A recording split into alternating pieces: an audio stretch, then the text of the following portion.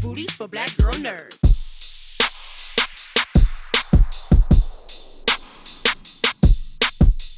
Hi guys, Chalice Williams of Black Girl Nerds. How you doing today? Good. How are you? Very I'm good. How you doing? fantastic.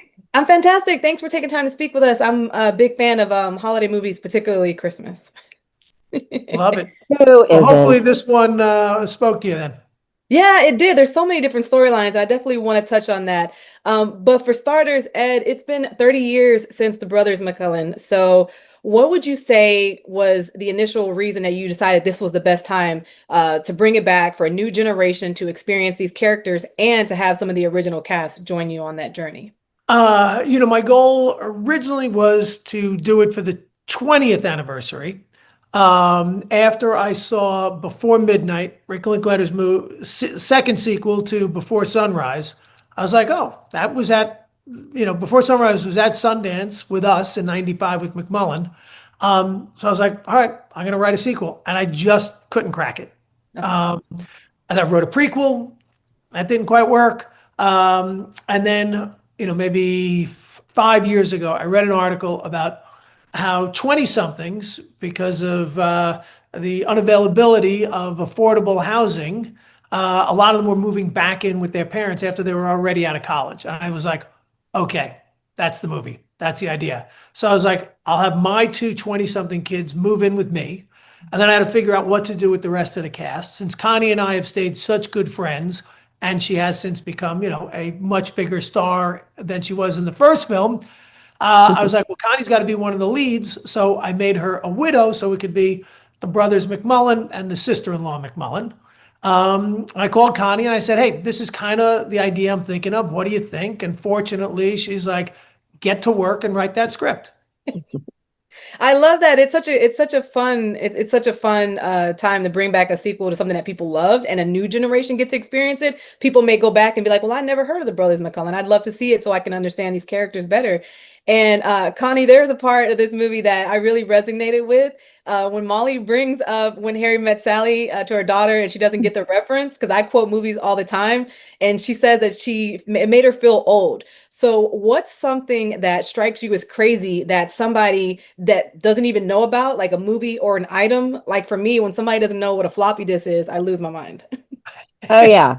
Yeah. Or a VHS tape, which is what day wait, Eddie, was that you it was a VHS tape that you gave to That I gave to Redford. Redford. Yep. Yeah. So like nowadays nobody would even understand that like the amazing story with Brothers McMullen is that Eddie had a copy of the VHS tape of like the unfinished film Brothers McMullen and handed it to Robert Redford, and Robert Redford watched it, which is how it got into Sundance, or if he gave it to somebody and watched it, I don't know. But like nobody knows what a VHS tape is anymore. It's just like we are in a completely different world, and that's just like those are stories that we need to hold on to forever and train the children. Yeah, for sure. We love physical media. I mean, I'm still a book collector. I have books. Yeah. Like I know people do Kindles and audiobooks. I try to dabble into audiobooks for the sake of time, but it's nothing like having physical media. Like that's still we have to keep that around. And Ed, as a director, writer, and starring in the film, you had your hands in every aspect of shaping the tone for this. And I love that there's four main storylines that we all kind of can relate to. So as far as like crafting those narratives, when it comes to holiday films, I do feel like these situations are extremely relatable. So how did you pinpoint how you wanted each of these to go? Well, I kind of knew that I wanted to make a Thanksgiving themed movie with the two Thanksgiving meals bookending the film, right? And I just thought like perfect way to bring, families together and then off of that kind of spin off the different characters. So I knew that I wanted to give, myself, Connie, and Mike McGlone's character, Patrick, their sort of piece of action in the rom-com world, if you will. But I knew when I first sat down with it, I felt like I wanted my kids in their 20s to sort of be the primary rom-com stories in the film. So, I think even Connie, one of the very first drafts I gave you, we had very little to do. We were more sort of the parents to the kids who were going through those experiences. And then just, continuing to talk to Connie and work on the script trying to come up with, let's say fleshing out our respective romances. So, the romance with me and Tracee being the mother of the girl that my son is dating, that kind of came later. Even, Connie with Brian Darcy James, I was trying to figure out, well, what do I do with the old house? That was such a major part of the first film. And that's kind of how I came up with the idea of the real estate agent. And I was like, oh, well, maybe that can be Molly's kind of rom-com moment. So, it slowly evolved over time. And then the hard part is once you commit to that, how do you give everybody sort of equal time? Right. But I think fortunately we did it. I love that you brought up the house because that segues perfectly into my next question. Connie, I do enjoy that she was moving on from the family house and putting those memories of her past with her husband because it showed growth. So I want to ask you, what's something that you hold dear to your heart that you refuse to get rid of no matter how much time goes by? Oh gosh. Hmm. I don't know. Old pictures, I think. I just think like if you can, because again, going back to just like something that you can actually that is tangible and you can touch and feel and hold on to. It's like old pictures from the past or, old scrapbooks from the past. Like that's something that we can actually go to and see as opposed to just having all this digital media. So yeah, I I would love say, that. yeah. I'm big on keeping pictures. I still have one of those Polaroid Fujifilm type things. So Hmm. I love it. So thank you guys so much for taking time to speak with me. This kind of reminds me of Planes, Trains, and Automobiles, where it takes place Thanksgiving, but it's such a fun movie to watch during Christmas time for some reason because you're gathered with your family as well. So thank you again for your time, and I can't wait to see the third one. Maybe we get a wedding out of it, a McMullen wedding like Oh, that. there you go. And I can tell you this, that's already in the works. Awesome. Great. We heard it here Perfect. first. Sounds good. Well, thank you guys so much for your time, and I can't wait to talk to you guys for that one. All right. Thank you. Hi guys, my name is Chalice Williams of Black Girl Nerds. How you doing today? Hi, Chalice. We were just curious if you had interviewed Connie Britton and Eddie Burns yet. I have. I've done everyone already. Oh, really? Okay. Okay, amazing. I should have done the curly hair. I didn't know this was the vibe today. I missed out. Oh, it's okay. It's good to have sort of like hair Yeah, texture variations. diversity. You know Variations, how yeah. curly hair is. You gotta throw it back if you can't get them right. Exactly. That's I why mine know is how it slicked is. back today. Yep. Well, on the topic of hair, Miss Tracee, I love that bob you had going on. I love the short, straight hair in there. I was feeling that the whole time. Wait, which short? Because I've been varying hair recently, but did you see my blonde hair? No, in the movie, like the light brown, like I love the Well, short. that was, I have to say, it was hard to come out of that. You don't That want to take that off at the end of the day. I didn't want to take that off. That was really fun. It completely informed a whole new lady. I love it. I love it. I like my curls, but sometimes straight hair is easy to manage. But that was a beautiful look on you. And it was like it was like, it was It was so pristine. sharp. Yeah, because you can't, as a curly girl, you can't cut your hair with that kind At of all. bluntness. No, there's So no it was- precision. No precision. Precision actually ruins you. Mhm. For sure. Well, I do want to ask you about this because you had the stickiest relationship, Miss Tracee, like the stickiest relationship dynamic and the whole. 'Cause there's four different lanes, but your lane was wild. So I wanted to ask you, how would you advise anyone to go through that situation if they find themselves in it? Because honestly, it's not that rare to have exes that have a history, but then their kids might start dating because some cities are small. Wait, is that rare? That's gotta be rare. I don't know. I know some people that are like, oh, you like they used to date back in the day. When it First comes of to all, I town. love, Shalice, that you said it was my relationship that's sticky, because my impression is that it was my kids' relationship that was sticky. Like, why you got to get all up in my history?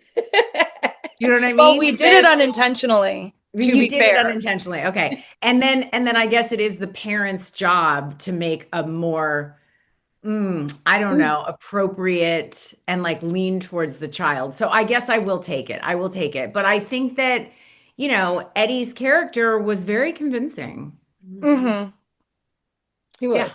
very charming. And Very charming. Juliana, when we first meet your character, she says that no one has given her those butterflies, and that's something that we all talk about. We've all said that we felt that. So in your personal life, whether it's an event or landing a role, what's something that gave you butterflies in your stomach or that feeling of happiness? Oh my gosh. It's a feeling I chase through life.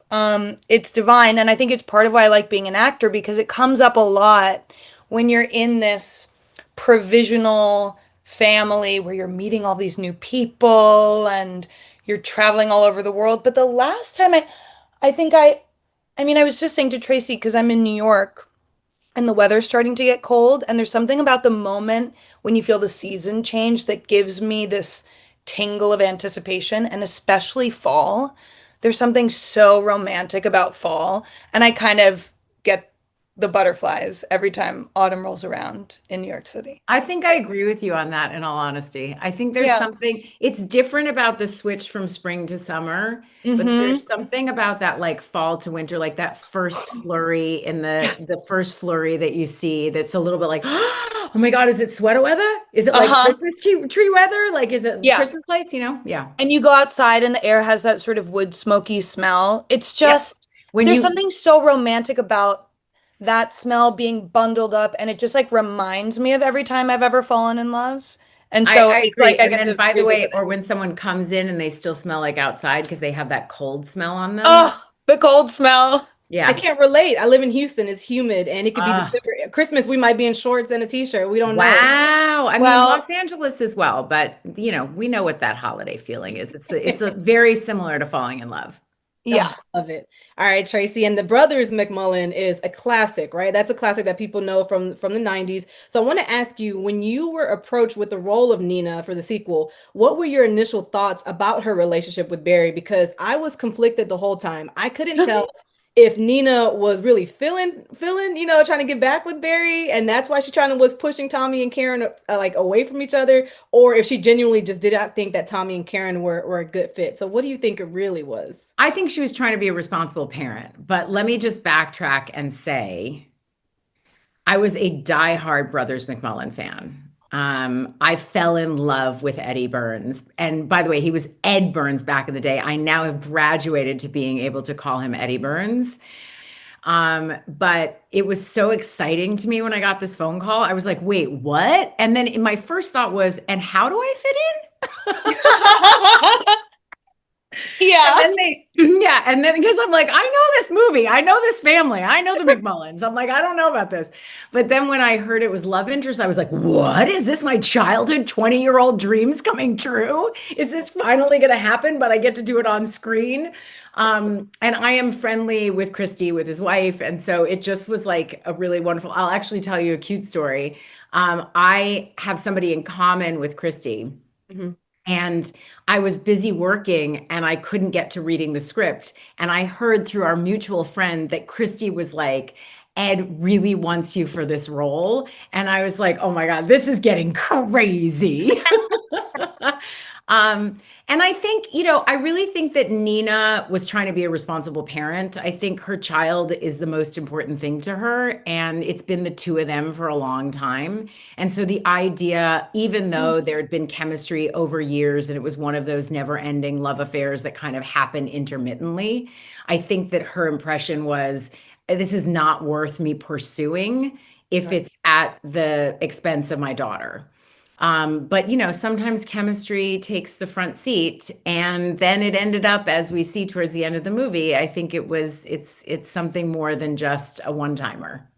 I love that. Thank you for sharing that story. That's so cute. So And my cute. last question is for you, Miss Juliana. I want to ask Mhm. both, like, well, this is I asked you Pico earlier, but between Tommy and Karen falling in love, even though they didn't want to, what do you think it is that most people fear in that situation? Because I've seen a lot of people flat out say, "Hey, like this is just a friendship, like we're just, no strings attached." But reality, it's them trying to protect themselves. So, what do you think it is that scares people the most about falling in love? Ooh. Oh my gosh. Well, I think once the fireworks have sort of settled down and you you're faced with this moment where you actually have to reveal your sticky, messy, boring, unappealing parts with someone. And I think um, that's really scary to do. And it's really scary to sort of make that turn in a relationship from um, best behavior, first dates, getting to know someone into the everyday, sometimes slog of being in a relationship. And I think a lot of people don't want to make that turn. Hmm. And I also think, for Karen, her parents' relationship didn't work out. And I think a lot of people go through the world sort of carrying the ghosts of their parents' relationships or older siblings or grandparents' relationships. And a lot of relationships don't work out. And I think that creates also this sort of inborn hesitance to jump in because it's like, well, I watched my parents go through a horrible divorce that lasted 5 years or whatever, and now I've got to fly to California and back every time I want to see one of my parents. And I don't want to deal with that. So I'm just going to avoid the topic entirely. But, of course, most of the time, that kind of guardedness just is no match for a cute guy. So many people are going to really empathize and feel you for that response. So that's definitely a solid response. Thank you for that. Well, ladies, it's been so great chatting with y'all. This is fantastic movie. I love holiday movies. This is probably something, I know it's Thanksgiving related, but we'll definitely be watching for Christmas too. So thank you guys so much for your time, and I can't wait for everyone to see this when it comes out. Thank Thanks, you. Chalice. Thanks, guys. Hi guys, my name is Chalice Williams, a Black Girl Nerd. How you doing today? Very well. How are you, Hey, Shalise? Chalice, how you doing? I'm doing great. Thank you guys so much for taking time to speak with me. I love holiday movies, so this is perfect. Oh, I'm happy to hear that. So, Michael, I'll start with you. So, you returned to this role after 30 years, and I'd like to hear from your perspective, how were you approached with this idea, and were you at all surprised that there was even a sequel in the works? I was not surprised there was a sequel in the works because Eddie and I had been talking about making a sequel for many years. Our first conversation about a sequel was probably over 10 years ago. And he had been in effort to get the film going. And for one reason or another, it took this time for us to land with someone who was willing to take a shot on rebooting the brothers. I love that he was telling me that he thought that a 20th anniversary would have been great, but he couldn't quite put his finger on it. So it's good that we Yeah, have 30 because it's a new generation that is exposed to something that's a classic. that's right. Yeah, in relation to some of the roles of the younger variety that Sam and the others played to such exception, that's what makes the 30-year mark so ideal because we get this new generation that can hopefully grab and galvanize the younger people as well as the OGs from 1995. Oh, geez, I love it. And Sam, your character Sam also has these three very overprotective sisters that want to make sure that he doesn't get heartbroken. So I want to ask you, do you have someone in your life that when you have to make a big decision, they want to make sure that they're side by side with you to make sure that you make the right choice? Yeah. Well, I could talk about my sister who, for one, d doesn't understand a thing about this industry. So anytime I tell her, I'm doing a movie, or I'm doing this, she's just like a high school math teacher on in Long Island, and she's just like, okay, I bring in a couple of screens, she just like doesn't understand the world at all. So yeah, I mean, you can always count on sisters to be there for, and she's older than me as well, so she was always also kind of like a mom growing up. Like she was wiping my butt when she was 10 years old. So she's definitely someone I can go to with stuff like that. Yeah. I love that. And I feel like, Michael, we get to see Patrick really taken aback by the idea that Connie's character wants to sell the house, right? Like he's like, Mm. "No, I want to buy it. Like instead of losing all those memories that we've had in it, which were a big part of the brothers McMullen, what's something that you hold dear to your heart that you refuse to get rid of no matter how much time goes by?" Oh gosh. I there's a card that my mother sent me that's on the front is a a piece of scripture from Joshua. I I will never leave you or forsake you. Be strong and courageous. And I have it up in my memorabilia area.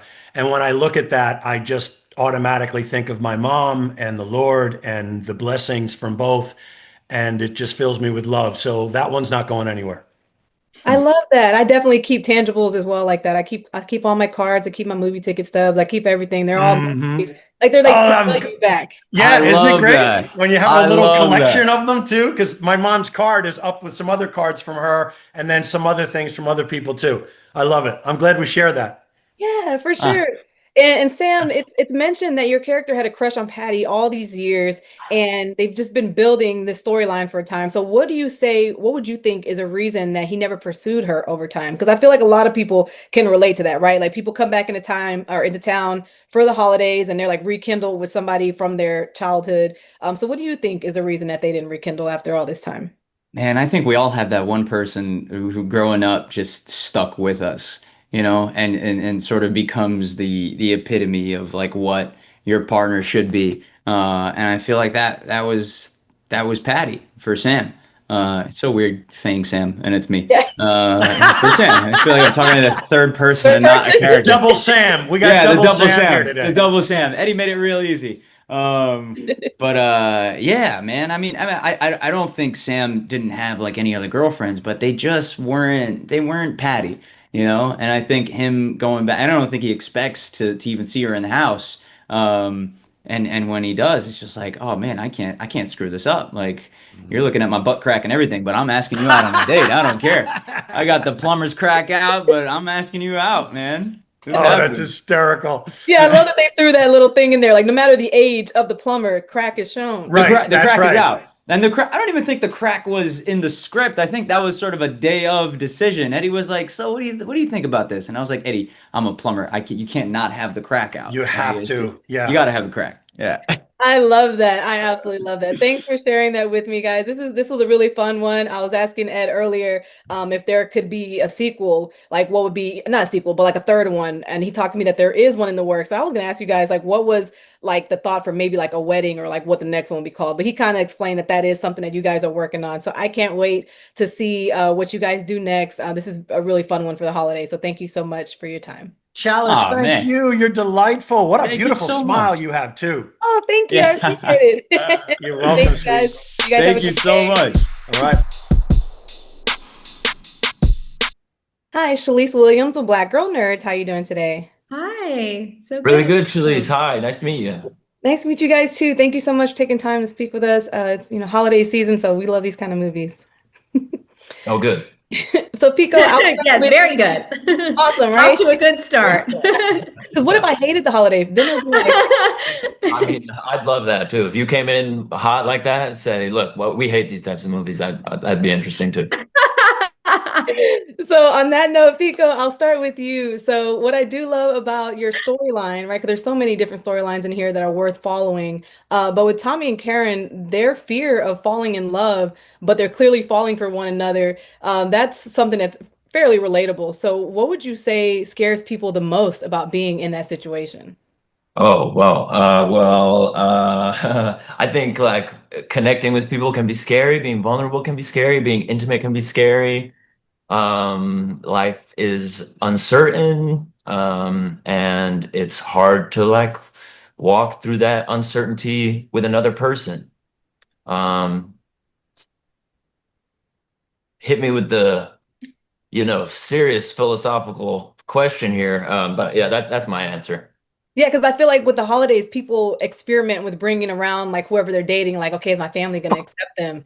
So I Yeah, love that it's like, hey, new love around the holidays is a good it's a good relatable moment, I'd say. yeah, it's true, right? Yeah, like it gets cold out, people want to like Snuggle. snuggle up. Yeah. And Halston, I can't express to you how many people I know that have been in very similar situations as Patty and Terrence Joseph, because they feel they have settled down too quick, or they're like just maybe rushing things because they're just happy in that moment. So, looking at the film as a whole, do you think it was even possible for the two to rekindle after taking that break, or was it doomed from the moment that they were ever brought up taking time apart? I think it's a good question. I think it's a good question because in some relationships, taking time apart is a healthy thing. And I think it can make you realize that you want to be with someone. But in the case of Patty and Terrence Joseph, I think you know, I don't think that what they had was ever really right. And even though Patty thought that's what she wanted, like that was not the relationship that was going to work for her in her life, even though she thought she had everything she always wanted, she wasn't happy. And so because she wasn't happy, I think they were doomed. I agree. I agree. And then with that name, like Terrence Joseph, like who can you gotta call him TJ or something. I can't be out here parading around a Terrence Joseph like that. And Pico, your character is really outgoing and extremely likable. He had me smiling at the screen a lot because he's very smooth and very like I guess like likable and lovable to well, to a sense. Also, he wasn't really trying, like he wasn't trying to fall in love or catch anybody. But one scene that really stood out to me was the slice of pizza being thrown into the trash because I was Oh, like, that's so smooth. So I wanted to ask you about that. Actually, I'm glad you're asking because I've been wondering. I haven't seen Pico since I've seen the movie, and I've also been wondering about that. oh no. I Solid hate, shot. no, I hate Did to you get that in disappoint. one take? We did not do it in one take. And maybe Pico, that's you just can lie. We don't know. we didn't do it in one take. We did it in 2 takes. Uh, Good. it was yeah, it was a lot of takes. Okay, Pico Curry. Yeah. Well, I love that. I thought it was smooth. I think any guy that does that in front of a girl is definitely going to win her over in some way, right? What is it about, getting the thing into the garbage that just makes you feel so cool? I don't get Confidence. The confidence. I know. I was like, every time I make a little, I throw a little rumpled up piece of paper into a garbage can, I just feel like $1,000,000, Like Kobe. Yeah. My last question, Halston, is for you. One thing that really worked for the family McMullen is the lack of drama and ugliness that we see with some families when they get together. I really like how it's centered around each of them looking to find their own happiness. So, what is a quality about a holiday movie that really draws you in? Oh, I like that question. Comes out on December 5th on HBO Max. I think it's just fun. Like the holidays, it's a fun time, and it's a fun time to be with family. It's a fun time to be in a new relationship. It's a scary time to be in a new relationship, but it's also there's just so much like spirit floating around the world that I think it brings a different energy to a movie when it's set in that time of year, and everyone can kind of relate to that feeling that's very specific to the season. Yeah, I agree. And with you guys coming into like, I guess this like a sequel that's 30 years in the making, I do like that it opens up this new generation that hadn't seen the Brothers McMullen. Because I was one of those people, I was like, I've heard of it, but I had to refresh on it because I mean I'm 34, so that movie came out when I was 4 years old. But this is opening up the generation to a whole new I guess film that they can go explore after they see this. So thank you guys so much for your time. I loved it. I'm all for a good holiday movie, no matter what time of the year it is. So thank you so much for taking time to speak with us today. Let's go. Thank you. Thanks for being so sweet and nice. Of course, So thank you. sweet. Thank you.